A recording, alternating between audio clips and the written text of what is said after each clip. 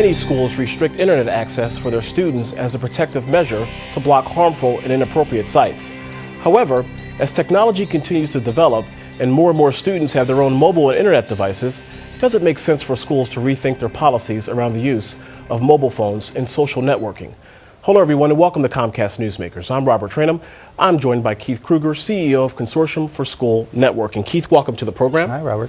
It used to be a time where obviously you restrict the internet, you knew exactly what your kids or students were doing. There was a firewall around that. But now, as I said a few moments ago, everyone pretty much has their own hotspot, whether it's a mobile device or whatever the case may be. How do you police this in the 21st century? Well, I think it's really a timely conversation that we need to start.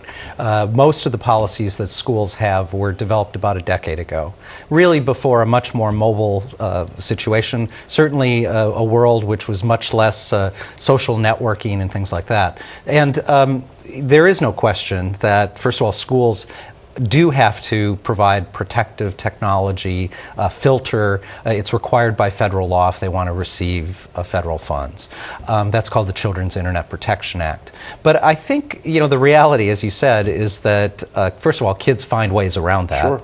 But more importantly, they probably have a device in their pocket or their backpack or their locker that the moment they step off of the campus, they have access. Who should be a part of this conversation? Is it students themselves? Is it parents, teachers, school administrators, or should students be excluded from this conversation because naturally they're biased? And this really should be about parents and school administrators. I think it starts with parents and schools saying to kids, we want responsible use of technology. And rather than starting the conversation by saying we're going to ban it, which just makes kids want to get around the Sure. firewall or access Sure. inappropriate things, rather saying we believe that you need to become a responsible citizen. And frankly, clearly at younger ages, we have to provide a walled garden, a safe one. But as kids get older, we ought to evolve them to become the filter themselves. They need to live in a world that's unfiltered. I'm going to ask a very naive question that I'm sure some folks at home may be asking right now themselves and also obviously the television. And that is, why should a child, let's say 12, 13 years old, why should this person have access to a hotspot? Why do they need that? Well, let's talk about it from an educational perspective. And, one of the concerns that teachers or parents might have about allowing a kid to have a cell phone at school would be that they're going to cheat, that asking a factual question like what a state capital is or some other question that's right or wrong, you could find the answer on.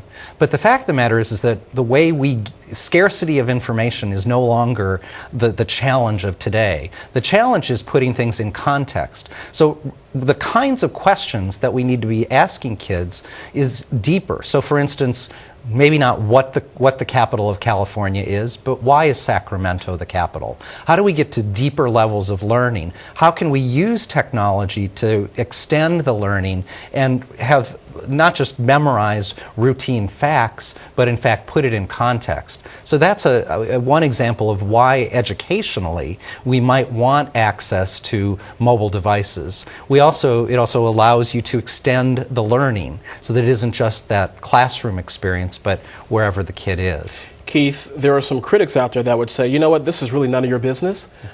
Your business is to educate my child in the school when it comes to, quote unquote, policing or enforcing any type of policies as it relates to what's appropriate for my child to be looking at on the internet. That's my job as a parent. 20 seconds to respond. Well, I think schools need to have a community level standards, and there isn't a national standard. It is decided by local school systems that are elected. The school boards are elected by there. The principals need to be in conversation with parents. It is a conversation, and that conversation really needs to start.